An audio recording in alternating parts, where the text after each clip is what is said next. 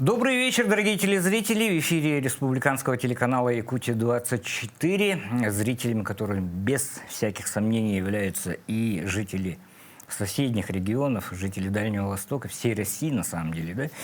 Да? Старая добрая программа «Один из нас», которая рассказывает нашим зрителям о том, какие темы вот на текущий момент являются интересными. И один из нас, приходя в темную студию, рассказывает о своем видении на ту или иную проблему. Дело в том, что у нас разгар лета, у нас период так называемых исыхов, скоро начнется сенокосная пора, скоро начнутся массовые, скажем так, выходы населения на лоно природы. И за ягодами в дарах природы, и охота у нас практически круглогодичная. Да? У нас также край известен как край тысяч водоемов, в которых время от времени, к сожалению, случаются чрезвычайные происшествия. И я бы хотел о тонкостях работы службы спасения, Республиканской службы спасения, поговорить с руководителем, уважаемым мною Иннокентием Михайловичем Андросовым. Здравствуйте, Иннокентий Михайлович. Добрый день. Да. Я знаю, что спасение людей, особенно в летнюю пору, это одно из направлений деятельности вашего предприятия. Да? Мы считаем, что у нас служба, учреждение, она универсальная. Мы посчитали 9 направлений работы. Я перечислю. Конечно, это один из основных, это само наше название организации. Спасательное. Мы спасаем. Мы проводим поисково-спасательные работы. Кроме того, мы активно участвуем в аварийно-спасательной работе. Это более большие периоды. Это весенний паводок, летние-осенние паводки. Последние года это лесные пожары. Но кроме того, вот опять вы отметили правильно, в нашем учреждении единственная это водолазная станция, которая покрывает нашу республику полностью. У нас мы проводим эвакуацию фрагментов космических аппаратов. Еще и это работа уже постоянная, Роскосмосом работаем. Наши спасатели держим отдел ликвидации аварийного розлива нефти. Промышленность развивается. Сегодня в республике 3 организации, 2 частных коммерческих структуры, и мы единственное государственное учреждение по ликвидации аварийного розлива нефти. К сожалению, вот такие работы много. Прикрытие газовое, прикрытие организаций и так далее. Кроме того, последние года 2022 года мы занимаемся воздействием на ресурсные облака.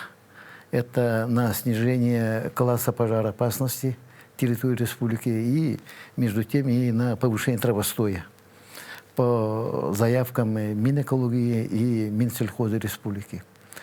И, кроме того, один из важных наших направлений – это профилактическая работа.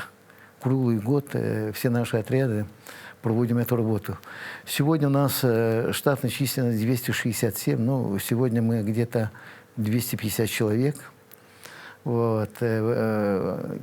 Располагаемся в 11 районах лучшей республики. Северный – это самый Среднеколымский, Верхоянский, Запад – это Ленский, Сунтарский, Блюйская группа, Сунтарский, Нюрбинский, Верхний Блюйская, Центральная Якутия – это наш центральный город Якутская. Мы открыли в селе Тюбятцы Намского района тоже транспортный узел. Кроме того, наши отряды находятся в Татинском, Чуравчинском районе. И Южная Якутия – это город Томот и город Нерингри. И из 250 человек у нас 180 спасателей. Они располагаются во всех этих отрядах. И как любая организация, учреждение, мы работаем. По трудностям, конечно, это обширный регион. Территория. Да, территория очень большая, поэтому это, конечно же, накладывает свои отпечатки на нашей работе. Вот. И с начала специальной военной операции наше Министерство по делам гражданской обороны нам дал поручение заниматься вот этими делами, поэтому 2022 года, в ноябре, работаем на доп. Оснащение бойцов специальной военной операции. Вот. И эта работа тоже очень активно идет. Люди теряются или спасательная работа не постоянно. В прошлом году, в 2025 году, было более 2500 вызовов и донесений. А по регламенту мы должны реагировать на каждый вот такие вызовы и донесения. А с начала этого года уже 250 вызовов поступило в нашу службу спасения. А в летнее время, вот как вы сказали, в сезон, люди выходят на природу, рискуют иногда. Поэтому донесений намного бывает много. Сегодня уже с начала года 250.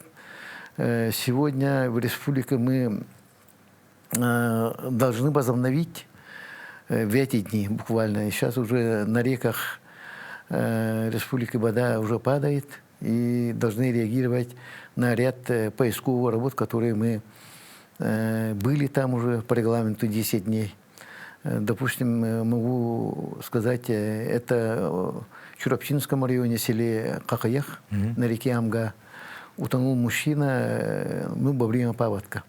Тело не нашли? Тело еще не нашли. Наши отработали, моторную лодку нашли. И сейчас родные и близкие, они, конечно же, поднимают вопрос о возобновлении. Мы говорили о том, что вода еще упадет, тогда возможности поиска и найти тело более большие. Это у нас стоит. И буквально сегодня из Среднеколымского нашего поисково-спасательного отряда двое поедут на моторной лодке в Зырянку. Это 12 часов езды на моторной лодке. И там по реке Ясачная, бывшая, 130 километров от села Нелемное, дней 10 назад перевернулась лодка. Были трое, но двое, к сожалению, тоже утонули. Один остался жив. Вот. И сейчас там родные, близкие проводят работу, мероприятия, но пока без результата, поэтому вот мы туда должны примкнуться и также начать эту работу. Сложный участок, надеемся, что сейчас вода уже немножко падает, поэтому может быть какие-то результаты. Вот таких работ у нас полно. Очень активно возобновляется поисковая работа по донесениям МВД. Вот буквально на прошлой неделе наши спасатели Верхневижского отряда участвовали опять в повторных поисковых работах поиска гражданина Евдокимова. Это на границе между Нюрбинским и Верхневижским районом. Он потерялся в прошлом году. Но родные, конечно же, до сих пор они надеются, что хотя бы что-то найти, поэтому на такие обстоятельства мы реагируем. Но я должен сказать, что в целом-то, когда человек теряется, родные-то они без конца ищут его. Мы всегда проводим 10 дней активного поиска, потом какие-то, если появляются другие обстоятельства, мы их возобновляем. А если вообще бесследно ничего нету, ни следов, скажем, каких-то, кто-то видел, может быть, таких признаков нету, тогда мы заканчиваем. По регламенту? Да, по регламенту, до выяснения других обстоятельств.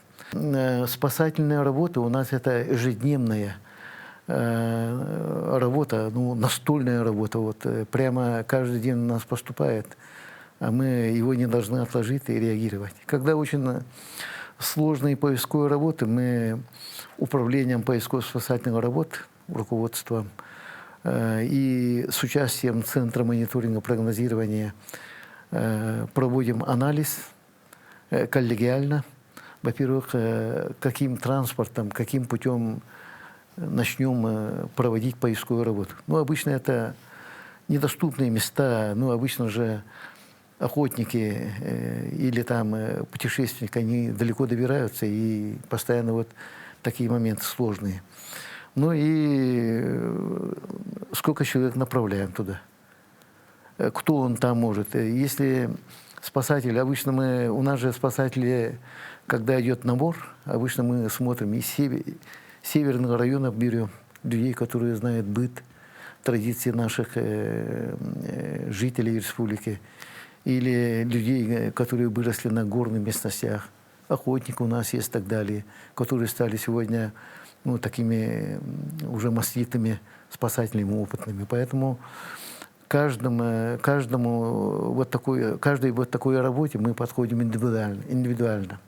А так мы в любом случае реагируем. На самом деле население могло бы облегчить достаточно сильно вот без того затратные вашу деятельность. Потому что вот есть у меня товарищ Толя Кириллин. Анатолий Кириллин, кинорежиссер, работает в Сахафильме. У него хобби организовывать полевые кухни. Да? И вот когда он во время лесных пожаров и так далее, говорит, только лишь прокормить вот эту толпу добровольцев, пожарных и так далее, это очень затратное дело. Да? Вот, допустим, все мы видели фильм «Карина», где отряды были развернуты для поиска маленькой девочки, Люкминской, да? Легендарный случай.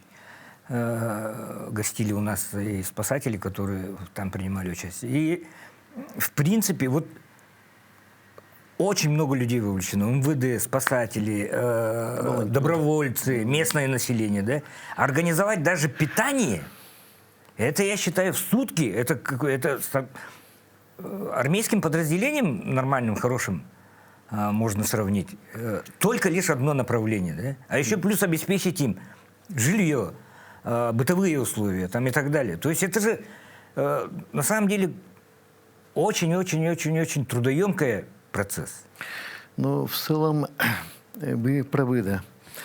В целом, я вот считаю, что решение данного вопроса, да, это на плечах якутской территориальной подсистемы.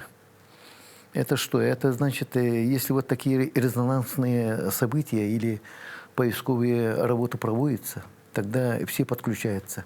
И наслег, администрация, жители, и районное звено, ну и республиканское звено. Вот если вот эти звена, как территориальная подсистема, ну и потом наши федеральные спасатели, наши региональные, вот мои спасатели, то это облегчается. Но это, да, огромный пласт работы. Вот, допустим, история вот спасательного дела республики, да, вот таких очень таких серьезных, крупных поисковых работ. Это, как бы сказали, вот поиски малолетней Карины, пилим, наверное, многие наши жители видели, очень хороший пилим. Кстати, наши спасатели, которые там принимали участие, они были и там консультантами. Поэтому очень многое там сделано, как действительно это происходило. Или вторая поисковая работа, это двух девочек Сински. Там тоже было, участвовало очень много народу, спасателей, волонтеров, жителей, и полиции и так далее. Поэтому организация вот таких работ, она очень трудоемкая. И, конечно же, вот в последнее время у нас территориальная подсистема очень хорошо работает. Но первое, это в каждом районе единая дежурная диспетчерская служба, которая, значит, охраняет на территории своего района, что происходит, какие чрезвычайные ситуации. И мгновенно по системе 112 и по нашим каналам, это СУК, Центр управления кризисными ситуациями, и наша служба спасения, приходит очень быстро. Вот. У каждого дежурного свой регламент, как это известит, оповестит и как реагировать. Поэтому тут без этого мы, конечно же, была бы очень большая нагрузка. А по нашим спасателям мы командируем, реагируем, хоть это день и ночь, и сразу же выходит материально-технический отдел, ну и снабжает чем необходим. Это может быть дополнительное оснащение, начиная даже вот от одежды, какие там инструменты с собой взять и так далее, и питание. Мы даем питание.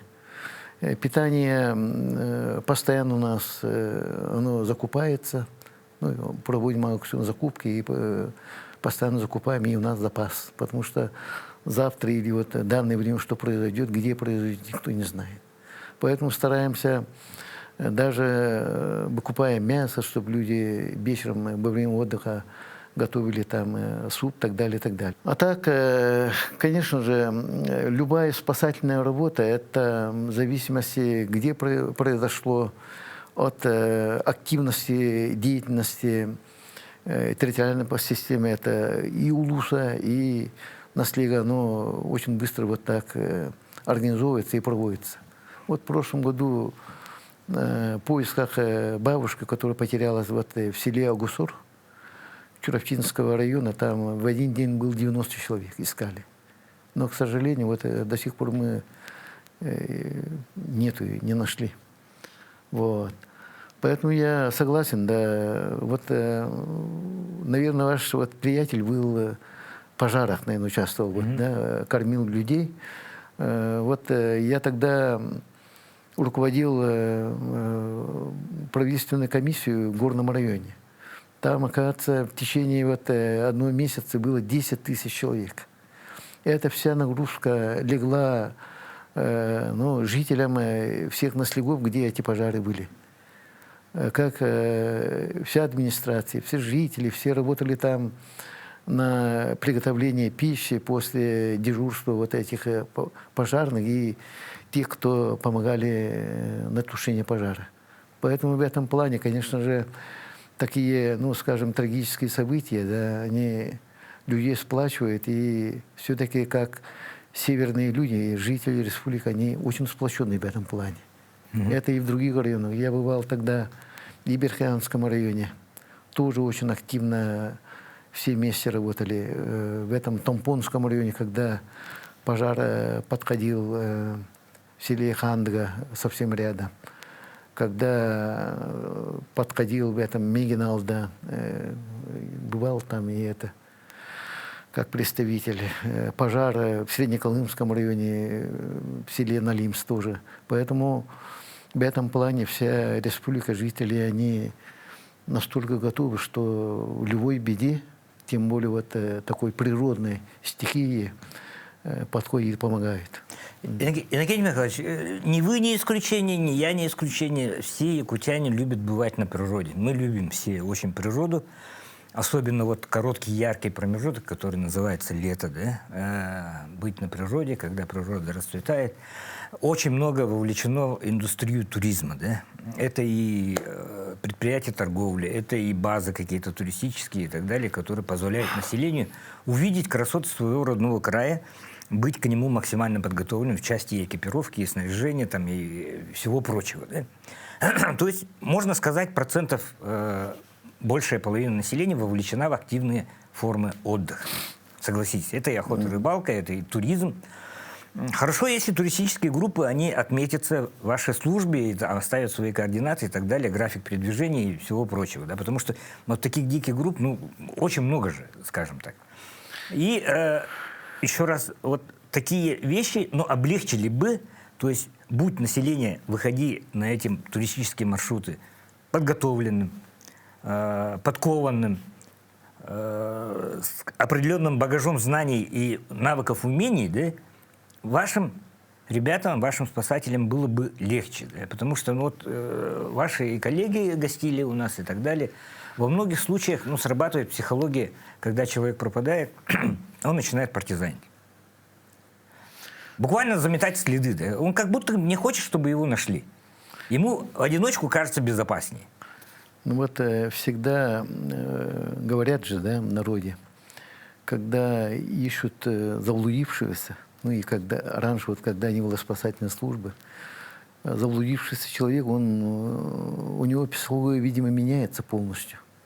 Он боится всего, он, наоборот, и прячется, уходит от людей и так далее. Вот такие случаи, наверное, каждых населенных пунктах было. Вот в моем родном тоже так было. Нынешнее время, да, сейчас, да, мы уже говорим о том, что уже туризм развивается. Ну, еще развиваемся, но все-таки туризм, она должна быть, конечно, комфортной, но это наша республика непозволительна. Во-первых, длительная зима, вот, короткое лето, потом сезонные вот эти паводок, осенью тоже ледостав и так далее, опасных времен тоже много. Но туристов стало много. Да, они проходят регистрацию или прямую к нам, или идут через главное управление МЧС. МЧС передает нам такие-то координаты и так далее. Если человек не по телефону сам приходит, наши специалисты дают ему значит, ну, указания, как себя вести в таких случаях. А случаев много. Это, во-первых, поломка транспорта, зимнее время. Летом медведи могут быть. Вот. Поэтому я бы хотел, конечно же, туристские фирмы, да, которые организовывают, или частные там люди, которые этим бизнесом занимаются, они должны, во-первых, сделать очень хорошие инструкции и людьми отработать полностью. Во-первых, от здоровья для человека, во-вторых, готовность, одежда и так далее, и так далее. Но я надеюсь, что наши туроператоры этим занимаются. Но мы когда-то придем к тому времени, когда, ну, наверное, республика, может быть, даже за счет туризма будет жить. К этому придем. Вот. Тут я привел ну, несколько примеров. Да. Много диких туристов, которые не заявляются и уходят, и потом случаются вот эти... В прошлом году, вот видите, поляк, хорошо, что он заходил, он стал в учет, уехал, и он Хандыге вот, ну, ночью умер. Перехватило сердце, и потом его обратно увезли. Вот. Или второй случай, в прошлом году спасательные работы на горах, в горе Победа. Люди поднимались, и женщина упала и унесла вот других. И там двое сломали ноги и не могли, на высоте там находились. Вот. Очень трудная спасательная работа. Она была проведена благодаря командиру воздушного судна Бесаева Тимура Арчиловича с полярных авиалиний и руководство полярных авиалиний, которые очень охотно, быстро, рано утром направили вертолет отсюда. Потому что вертолет, который находился в это время в Аймеконе во время паводка, как раз в это время шли ливни, дождь был очень сильный такой, и в это время нельзя было, ну, подниматься в гору. Ну, может быть, там локально было сухо, но между тем все-таки плохая погода, и это способствовало вот как раз к этой беде. И вертолет, который там находился, он не мог туда подняться, потому что у него нет разрешения на такую высоту. Поэтому вот ночью звонил Алексей Валерьевич Гаврилов, командир воздушного судна Хабаровского авиазвена спасательного. И говорит, это надо только тут Бесаев может, полярного авиалинии. Он имеет на 3000 допуск. Ну, вот он согласился, а рано утром вылетел, взял наших спасателей Уснери, ну, они смогли там вытащить этих женщин.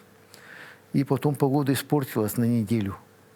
Вот поэтому перед тем подняться или идти на такие сложные маршруты, любой турист или туроператор должны обязательно известить службу спасения или главное управление МЧС, ну и потом постоянно выходить к нам, как у них идут дела и так далее. Поэтому тут, ну, разных моментов много. Сейчас, вот, в зимнее время туристов было много от Китая. Они, Автотур, две группы, они выехали в Анаварский район на мыс Пакса. Кстати, мы недавно получили письмо о том, что все-таки с учетом того, что уже этот мыс Пакса Анабарскому району стал какой-то точкой. Да, говорят, там то ли дракон там родился, голова дракона и так далее, и так далее. И там установить какие-то место, чтобы они приходили, отметились и так далее, и так далее.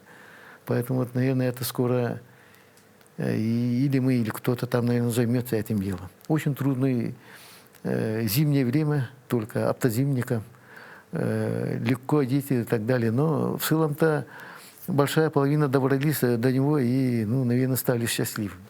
Поэтому сегодня же у нас Китайская Народная Республика открыта, и, скорее всего, туристов очень будет много. Поэтому мы непременно, значит, если человек встал у нас на учет, определенное время связываемся, и мы имеем право, если у него что-то случится, должны реагировать.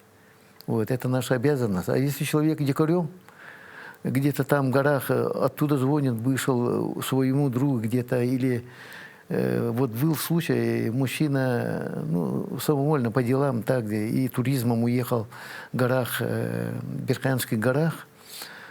У него случилась поломка машины, ни вперед, ни назад, и из Китая звонит его дочка, из Китая. Вот, мол, наш папа из Новосибирска там-то сидит и не может. И потом он поранился сам. Мы его искали, среагировали у СНИРы районное звено. Выехали, он, все-таки мужчина на плоте спустился сам и все-таки облегчил работу районного звена. Вообще недоступное место. Я вот как бы аккумулирую же вопросы населения в части деятельности тех или иных подразделений, служб. Да. Очень многие задают вопросы. Вполне ли законно спасатели привлекают экстрасенсов? Вообще, на вашей практике это как происходит? И закономерно ли это этот процесс? Во-первых, я лично во время своей работы никогда при мне не было о том, что спасатели, они выходили, экстрасенсам, да, где искать, что искать. У нас свой регламент поиска, да, но во многих случаях, когда идут поисковые работы, притом длительные, не можем найти, а родные, близкие, обращаются. Да, кого мы ищем, да, они обращаются. Но мы им не мешаем. В целом-то результативности поисков и нахождения были случаи. Были случаи. Я даже могу сказать, мы помним трагический случай, когда люди делали дорогу, под городом Якутском трактор «Беларусь» утонул около острова Пономарев. Мы искали, одного нашли, второго долго не нашли, не находили. Но экстрасенс, он сказал, он где-то рядом от Беларуси, трактор. А там же нашли его. Поэтому такие случаи есть, но и мы никак не воспрепятствуем, когда близкие, родные, соприкасаются помощи экстрасенсов. Но официально это не применяется? Да, официально не принято. Мы работаем всегда по своим регламентам. Но регламент мы анализируем, активно изучаем, опыты наших спасателей, руководителей все высказывают, после этого принимаем решение. Анализ, допустим, тех или иных вариантов, которые могут предложить в том числе экстрасенсы, они всегда учитываются. Конечно же, это в работе любые такие высказывания не учитываются. У нас же очень сложно бывает, и всегда учитывается это. Иннокентий Михайлович, на самом деле я преклоняюсь перед трудом спасателей всех уровней, да, будь то там спасатели республиканской службы, федеральной службы, Министерства чрезвычайных ситуаций. Потому что, как вы сказали, и территории, и природные условия нашей республики, они зачастую диктуют человеку прямым текстом то, что он ничто по сравнению с величием природы. Да? Со стихийными бедствиями человек пока что справиться сам не может. Да, воздействовать на него можно, как вы говорите, там, вызывая дополнительные осадки и так далее, но не более того. Когда выходят из берегов арктические реки, вы сами видели, это страшное дело. Да? Когда бушует лесной пожар, это огромной разрушительной силы явление. И в таких условиях работа любого человека, будь то добровольца, будь то спасателя, который по долгу службы обязан работать в таких условиях, он не может не вызывать уважения. Я знаю, что сейчас люди должны вести себя более рационально, более разумно, потому что, когда они пропадают, а пропадают они, зачастую как? Пошли по ягоды, пошли на охоту и так далее, пошли на рыбалку, да?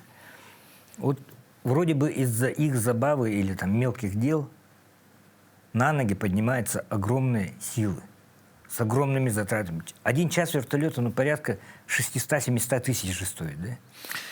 Да, вы правильно говорите, Дмитрий. Вот человек или группа там перед принятием решения куда-то ехать, это на турпоездку или на охоту, или там сбор ягод и так далее, они максимально должны знать, куда едут.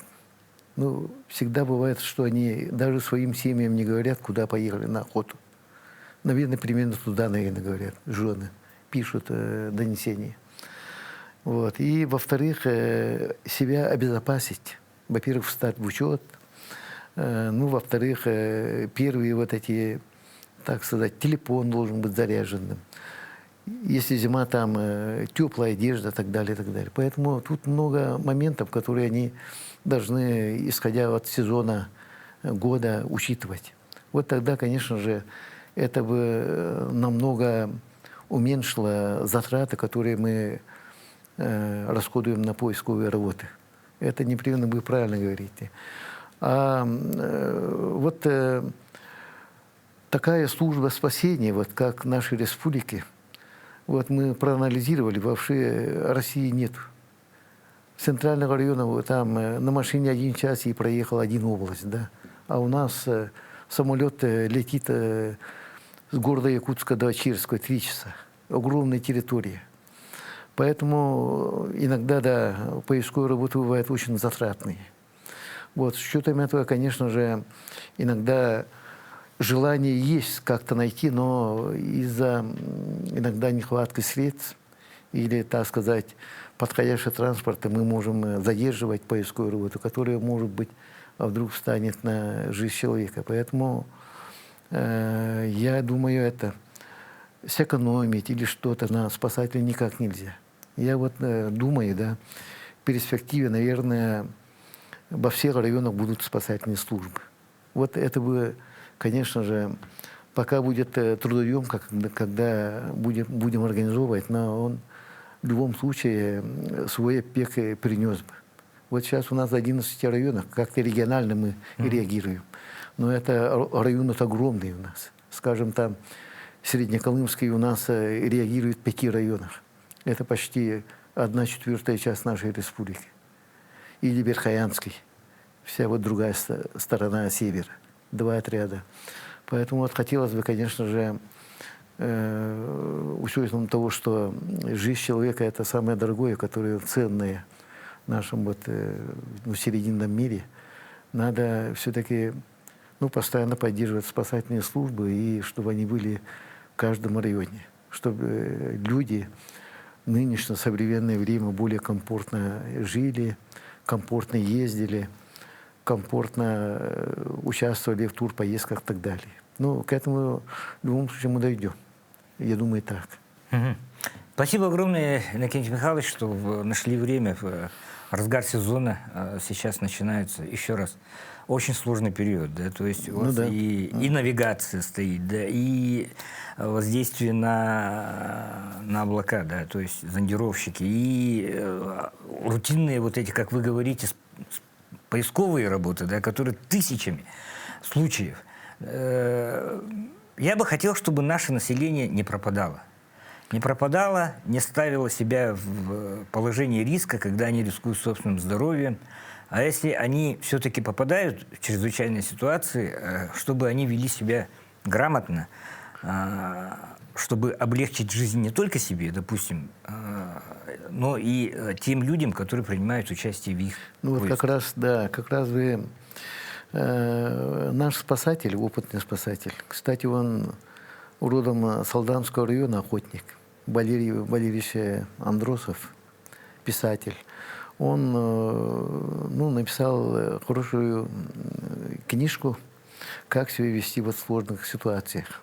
Вот вы говорили, что он говорил, да, люди, наоборот, отбегают от людей, там, вот. Наоборот, человек, вот, если вдруг заблудился, должен себя вести, стараться вести адекватно. Но все говорят, вот у нас отдел психологический есть, они говорят, вот когда ситуация чрезвычайная или там человек теряется, да, он теряет разум свой и даже не знает, где направляться и идти.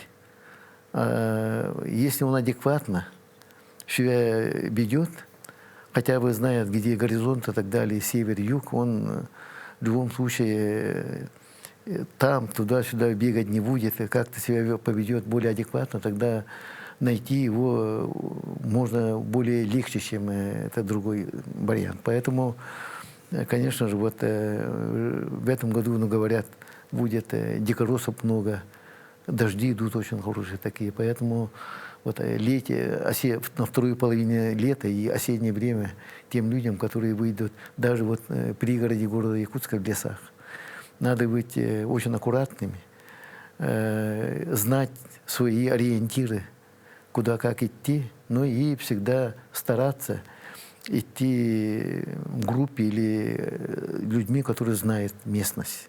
Вот тогда таких потерявших, по которым мы теряем много времени и так далее, ну, было бы мало. Это, конечно, очень большое желание. И большое подспорье вашей, Да, вашей работе. Именно, большое подспорье для наших спасателей. Вот. Вот еще раз доказываем то, что наше короткое лето, оно может вызвать не только положительные эмоции, положительные воспоминания, но и стать отправной точкой каких-то проблем, в решении которых принимают участие огромное количество людей, техники, сил, ресурсов. Поэтому спасение людей – это очень, на самом деле, трудоемкое дело, требующее больших усилий, материальных затрат. И я призываю население, особенно в наше короткое лето, вести себя максимально разумно, вести себя максимально с учетом всего опыта, который мы стараемся перенять. Вот руководитель службы спасения был Валерий Андросов у нас, да? Мы делаем цикл целый по туризму. Смотрите якутское телевидение и просто оставайтесь, скажем так, живыми. Оставайтесь здоровыми, не теряйтесь. Увидимся ровно через неделю.